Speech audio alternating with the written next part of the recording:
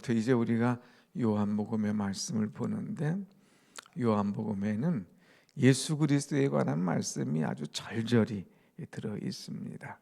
그래서 예수 그리스도, 그분이 누구신가 우리가 분명히 알기 위해서는 반드시 요한복음을 우리가 알아야 되지요.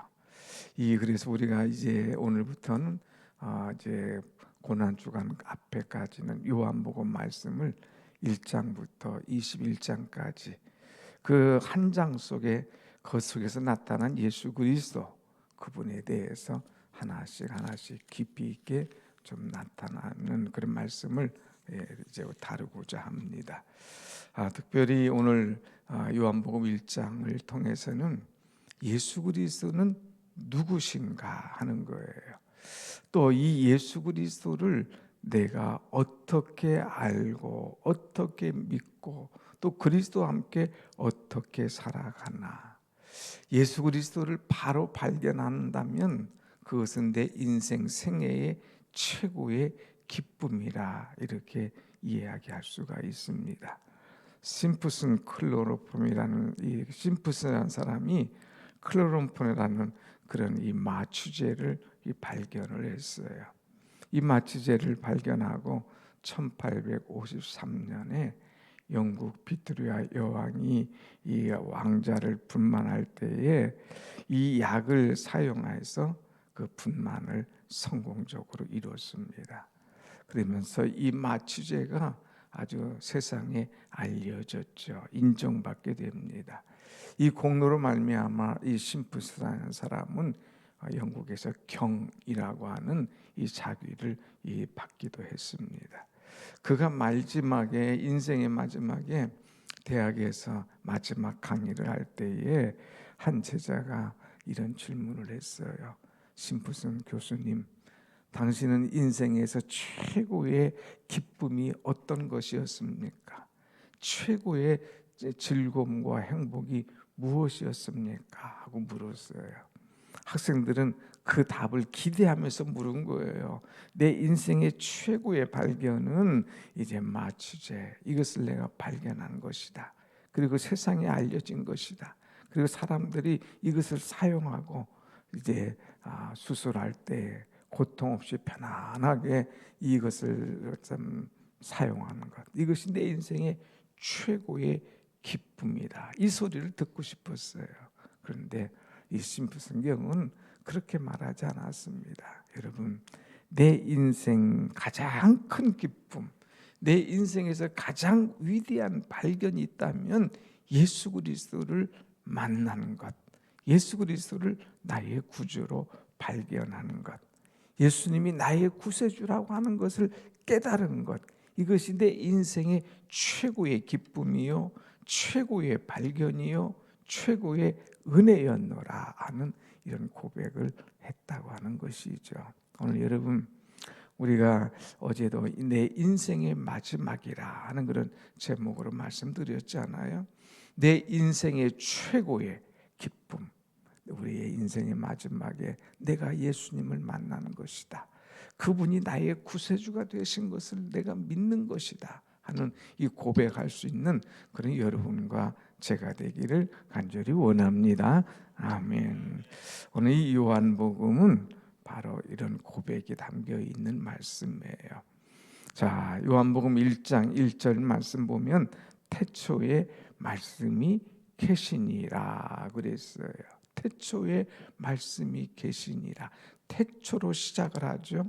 요한복음 1장 1절과 똑같이 같이 가는 말씀이 창세기 1장 1절의 말씀이에요.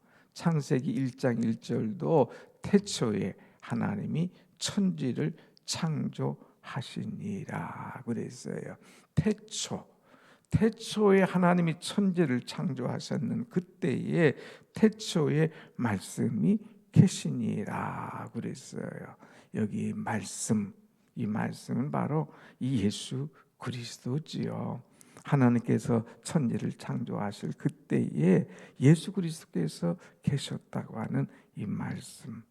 그래서 이 말씀을 시작하면서 오늘 2절의 말씀 보니까 뭐라고 그랬어요? 그가 태초에 하나님과 함께 계셨고 그랬어요. 하나님과 함께 계신 예수 그리스도. 또 이제 삼위일체에 들어가면 더 여러분 처음부터 복잡하게 되니까 예수 그리스도 그분은 하나님이시다 하는 것을 우리가 분명히 알고 믿고 그렇게 들어가면 문제가 없습니다. 자, 여러분 이제 예수 그리스도가 하나님이신데 이 하나님, 이 예수님께서 우리에게 최초로 주신 선물이 뭘까 하는 거예요. 그것은 바로 빛이라고 하는 것입니다. 오늘 여러분 4절 말씀 한번 같이 봅시다. 4절 말씀. 그 안에 생명이 있었으니 이 생명은 사람들의 빛이라 그랬어요. 사람들의 빛, 이 빛을 예수님께서 주셨다고 하는 것입니다. 다시 창세기 1장 2절의 말씀 보면 창세기 1장 2절 한번 같이 봅시다. 시작. 땅이 혼돈하고 공허하며 흑암이 깊음 위에 있고 하나님의 영은 수면 위에 운행하시니라. 이제 주님이 천지를 창조하시기 전에 세상은 혼돈했다고 그랬어요. 공허했다고 그랬어요. 흑암이 깊음 위에 있다고 그랬어요. 정말 세상이 엉망진창, 자리도 없고 질서도 없고 흑암이 가득한 그런 세상이었어요. 그런 세상에 주님께서 이 말씀하십니다. 1장 3절, 창세기 1장 3절에 뭐라고 말하느냐 한번 같이 합시다. 시작. 하나님이 이르시되 빛이 있으라 하시니 빛이 있었고 그랬어요. 빛이 있으라 하시며 빛이 있었고 그 흑암, 혼돈, 무질서의 그곳에 빛이 쫙 들어가니까 모든 것이 자리 잡아지는 거예요. 모든 것이 보여지는 거예요. 거기에 생명의 역사가 일어나는 것을 우리는 볼 수가 있습니다. 자, 그러면서 오늘 여기에 보면 5절에 오늘 요한복음 1장 5절에 이 말씀이 있죠. 한번 같이 봅시다. 시작. 빛이 어두움에 비치되 어두움이 깨닫지 못하더라 그랬어요. 자, 이 빛 대신 예수님께서 이 어두운 세상에 오셨어요. 왜 주님이 이 땅에 오셨을까? 세상이 어두웠어요. 하나님이 천지를 창조하셨을 때 빛으로 말미암아 모든 것이 질서를 잡고 은혜롭고 생명이 있었는데 점점 죄의 물결이 파고 들어와요. 점점 세상이 악해요. 점점 더러워져요. 다시 혼돈의 세상이 온 거예요. 그랬을 때에 하나님께서 예수 그리스도를 보내주시죠. 하나님께서 직접 예수 그리스도의 옷을 입고 이 땅에 오셔서 이 어두운 세상을 환하게 비춰주십니다. 그래서 어두운 세상, 어두운 심령이 예수님을 만나고 예수님을 영접하면서 환한 빛의 세상, 은혜의 세계를 경험하게 되는 것입니다. 사랑하는 여러분, 이 빛은 창조의 출발점이에요. 이 빛 대신 예수 그리스도는 우리가 새롭게 시작하는 출발점이라고 하는 것입니다. 특별히 이 빛은 생명이라고 그랬어요. 생명의 빛, 생명의 빛. 여러분 빛이 들어올 때 모든 죽어가는 것들이 새롭게 꽃피지 않습니까? 빛이 들어올 때 모든 어두운 것이 환해지지 않습니까? 빛이 들어오면 싹이 나는 거예요. 빛이 들어오면 꽃이 피는 거예요. 아무리 아름다워도 빛이 없으면 다 사그러지고 곰팡이가 생기고 문제가 심각해지는 것이죠. 그래서 빛을 우리에게 비춰주는 것입니다. 사랑하는 여러분, 이 빛은 우리 안에 생명력을 공급하는 힘이 있다고 하는 것. 그래서 이 어둠을 밝혀주실 뿐만 아니라 빛 대신 예수님께서 우리에게 생명력을 공급해 주시기 위해서 이 땅에 오셨다고 하는 거예요. 빛이 비춰주면 모든 것이 살게 되고 활력 있게 되고 자라나게 되고 열매 맺게 된다고 하는 것. 오늘 여러분 예수 그리스도의 빛을 받아서 다시금 살아나고 회복되고 자라나고 열매 맺는 그런 은혜가 여러분 가운데 일어나기를 간절히 축원합니다. 아멘. 빛이 오면 어두움이 혼란한 것이 다 무너져가고 물러가게 돼 있어요. 다시 한번 여러분 5절 말씀을 보겠습니다. 5절 시작. 빛이 돼 어두움이 깨닫지 못하더라. 빛을 이렇게 비추어질 때에 어두움이 깨닫지 못하는 그런 은혜의 역사가 일어나는 거예요. 깨닫지 못하더라는 것은 이기지 못하더라. 아무리 강한 어둠이라도, 아무리 막 칠흑같이 어두운 곳이라 할지라도 빛이 딱 들어오면 이 어두움이 빛을 이겨낼 수가 없는 거예요. 이 어두움이 빛을 꽁꽁 묶어놓아서 밝게 빛나지 못하도록 할 수가 없다고 하는 것입니다. 아무리 어두운 곳이라 할지라도 빛이 딱 들어가면 환해지는 거죠. 심지어는 촛불 하나만 딱 비춰도 그곳이 환해진다고 하는 것입니다. 모든 어둠의 세력은 빛 앞에 꼼짝 못한다고 하는 것이죠. 여러분, 내 심령이 어둡습니까? 우리 가정이 어둡습니까? 우리가 사는 이 세상이 어둡습니까? 빛 대신 예수 그리스도가 안 계시기 때문에 어두운 거예요. 그러나 빛 대신 예수님이 내 심령에 오면 내 심령이 환해지는 거예요. 내가 밝아지는 거예요. 빛 대신 예수님이 우리 가정에 오셔서 우리 가정의 주인 되시면 가정이 밝아질 수밖에 없어요. 은혜로워질 수밖에 없다고 하는 사실입니다. 빛 대신 예수님을 영접하고 빛 대신 예수님을 주인 삼고 빛 대신 예수님을 최고로 삼고 의지할 때에 모든 것이 환해지는 은혜의 역사가 오늘 여러분 가운데 임하기를 간절히 축원합니다. 아멘. 굳이 뭐 어둠아 물러가라, 뭐 어둠아 물러갈지어다, 이런 거 할 필요 없어요. 빛이 딱 들어오면 말 안 해도 자동적으로 물러가게 돼 있어요. 자동적으로 사라질 수밖에 없다고 하는 것입니다. 여러분, 이 빛이 얼마나 위대한지. 그래서 내 심령 속에 이 빛 대신 예수님 오기만 하시면, 빛 대신 예수님을 영접하기만 하면 모든 것이 밝아지고 모든 것이 해결되고 모든 어둠이 사라진다고 하는 것입니다. 예수 그리스도가 이 땅에 오신 목적이 뭐냐? 이 어둠을 몰아내기 위해서 빛 대신 예수님이 주인 되어서 이 어둠이 사라지도록 하기 위한 것입니다. 세상은 어둠 권세가 자리 잡고 있어요. 사단은 이제 어두컴컴한 것에 이 우두머리라고 하는 것입니다. 이 죄악된 혼돈된 세상에 주님이 오셔서 우리에게 빛을 비춰주심으로 말미암아 이 어둠이 물러가고 사단이 물러가고 근심 걱정이 물러가는 그런 은혜를 우리에게 주시기 위해서 빛 대신 예수님이 우리 속에 오신 줄로 믿습니다. 아멘. 그래서 예수님은 이 9절의 말씀 보면 9절 한번 같이 봅시다. 9절 시작. 참빛 곧 세상에 와서 각 사람에게 비추는 빛이 있었나니. 예수님을 참 빛이라 이렇게 얘기했어요. 빛 대신, 참된 빛 대신 예수님께서 세상에 오셔서 각 사람에게 비춰주시나니. 요 사람만 예뻐서 비춰주는 게 아니에요. 요쪽만 비춰주는 게 아니에요. 모든 사람, 각 사람에게 이 빛을 주님은 다 비춰주십니다. 그래서 이 빛을 우리는 받기만 하면 되는 거예요. 아무리 빛을 비춰주시는데도 커튼을 싹 닫아버리면 빛이 들어올 수가 없잖아요. 우리의 커튼을 확 젖혀놓고 그 빛을 받으면 되는 거예요. 이제 봄과 함께 따뜻한 빛이 얼마나 들어옵니까? 내 창문, 어두운 창문, 어두운 커튼을 확 제쳐버리면 그 빛이 그냥 쭉 한방 깊은 데까지 들어오지 않습니까?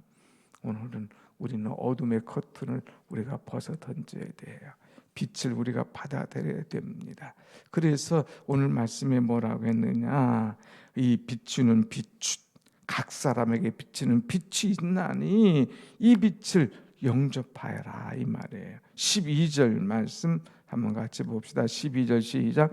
영접하는 자 곧 그 이름을 믿는 자들에게는 하나님의 자녀가 되는 권세를 주셨으니 영접하는 자, 영접하는 자. 누구든지 이 빛을 영접하는 자, 곧 그 이름을 믿는 자에게는 하나님의 빛을 우리에게 주신다고 하는 거예요. 하나님의 자녀가 되는 권세를 주신다고 하는 것입니다. 그래서 가장 중요한 것이 예수님은 빛으로 오셨다. 이 빛 대신 예수님은 각 사람에게 비춰주신다. 우리는 어둠의 모든 커튼을 쳐버리고 예수님을 영접하여야 된다. 영접한다는 것은 뭐느냐? 믿는다는 것이다 하는 거예요. 오늘 다 예수 그리스도를 믿고 영접하셨지만 아직 확신이 없다면 이 빛으로 오신 예수님을 내 마음에 영접할 수 있도록, 아직 주변에 이 사람은 신앙인지 아닌지 아직 분별하지 못한다면 그 속에 빛 대신 예수님이 들어가실 수 있도록 기도해주고 그 예수님을 영접하고 그 예수님을 믿게 할 그런 책임이 우리에게 있다고 하는 것입니다. 여기 아무리 강한 전기가 준비되어 있어도 플러그를 꽂지 않으면 그것이 연결되지 않는 거예요. 믿어야 돼요.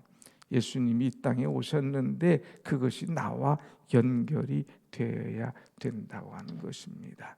그래서 이 빛 대신 예수님이 나와 연결되고 내가 주님을 영접해서 나의 구세주가 되시면 내 영혼은 밝아지는 거예요. 은혜로워지는 거예요. 충만해지는 거예요. 거룩해지는 거예요. 모든 것이 새롭게 되는 줄로 믿습니다. 아멘. 혹시라도 여러분이 자꾸 입만 열면 불평이 생깁니까? 자꾸 여러분 얼굴이 어두워집니까? 여러분이 자꾸 짜증이 납니까? 그럴 때는 퀘스천을 딱 찍을 것이 있어요. 내 안에 예수 그리스도가 계신가?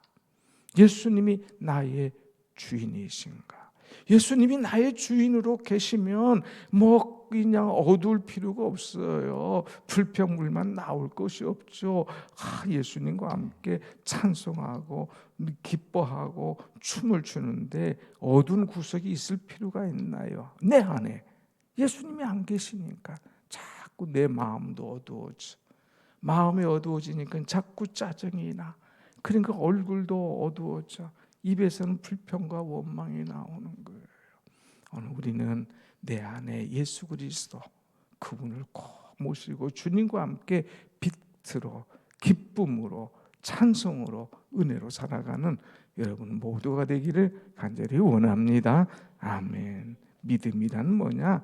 받아들이는 거예요. 빛으로 오신 예수님을 받아들이는 거예요. 빛으로 오신 예수님을 영접하는 거예요.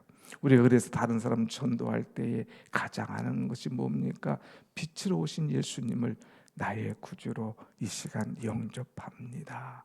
주님은 나의 주인이심을 믿습니다 하는 영접 기도를 하죠.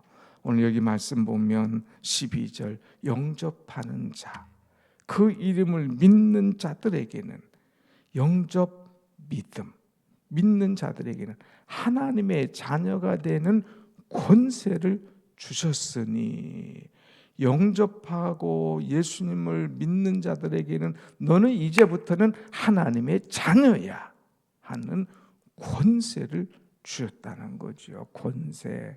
여러분 이 권세가 대단하잖아요. 세상에 권세 있는 사람들 보세요. 아주 그냥 힘 있고 하잖아요. 이 세상의 권세 이런 것과 비교할 수 없는 하나님의 자녀라고 하는 권세를 딱 내게 주셨어요. 하나님의 자녀가 되면 두려운 것이 없어요. 하나님의 자녀라고 하는 확신이 있으면 우리는 염려할 것이 없어요. 왜? 하나님께서 나를 통하여 다 이루실 것을 아시기 때문에. 권세 표현할 때 꼭 얘기하는 것이 옛날의 교통순경들 얘기합니다. 지금은 길거리에 교통순경 별로 없잖아요. 우리 어릴 때 보면 이 교통순경이 꼭 어디 길 갈 때, 어디 고개 넘어갈 때, 아니면 큰 길에 딱 서 있어야 오토바이 막 큰 거 타고 그냥 딱 부츠 딱 신고 있는 거예요. 그래가지고 흰 장갑 딱 끼고 있죠. 그러면은 아무리 큰 덤프를 몰고 와도, 아무리 좋은 차를 타고 와도 교통순경이 딱 하면 그 앞에 다 쓸 수밖에 없어요.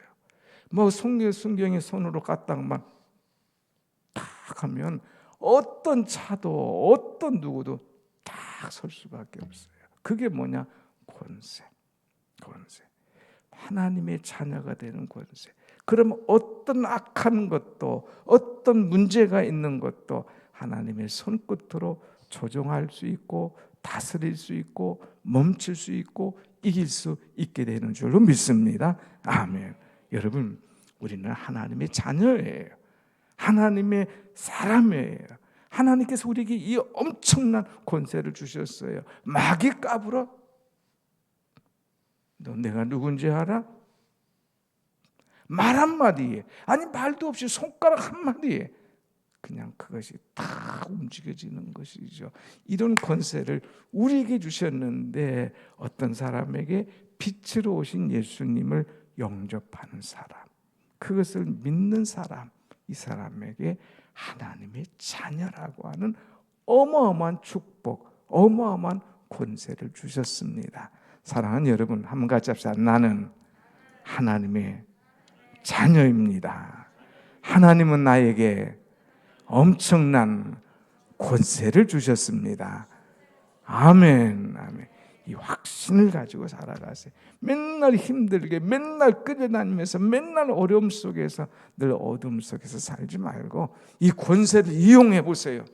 딱 어둠의 권세, 문제의 권세, 질병의 권세, 나를 힘들게 하는 권세, 예수 그리스도의 이름으로 딱 손가락 하나로 움직일 수 있는 그런 은혜, 그런 권세가 오늘 여러분 모두에게 있으시기를 간절히 축원합니다.